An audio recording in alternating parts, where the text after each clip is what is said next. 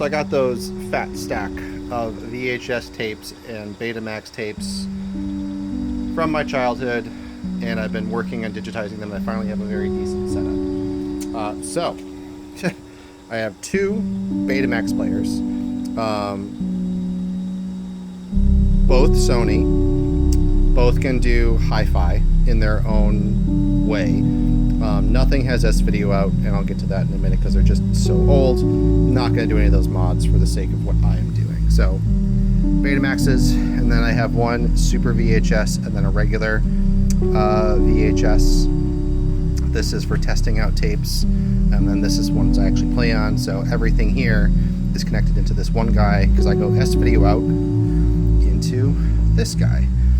This Octo Plus takes in all of the analog signal and then does a digital conversion.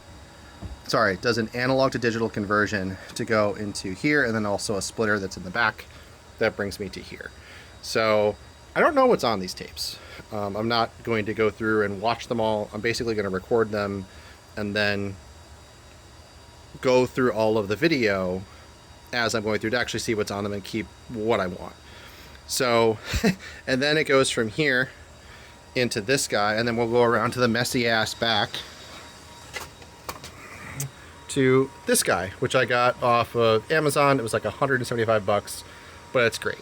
If you can actually see what the screen is doing, I'll change it. And then this is watching the video for me, allowing me to stream it, and then also allowing me to do a digital output as well. The NASFull thing is a bad error, but anyways, this is great. So, recapping. Got my little selector, can select what I want. Everything goes to this guy. All of this allows me to connect to this. This is doing the analog to digital conversion for me to connect to this guy and one guy in the back. So I can connect to this via the RSTP stream and just load it into VNC, and I'm good to go. And this guy is just my little output that I can view what's going on. I have all of my color matching and everything here. That's allowing me to see if I have to change anything on here. I haven't gone into this thing to mess with the serial settings on it a little bit, but I'm not really too concerned because all I'm trying to do is just preserve my digital life from the analog days. So anyways, completely random from this shit, my smoker shit. Oh, I guess there's my first computer I ever built that I'm rebuilding as well. But anyways, a little bit of an ADHD moment. This has been my focus for the better part of 4 weeks. And I'm really happy with it. If you wanted to do something like this, eBay, flea markets.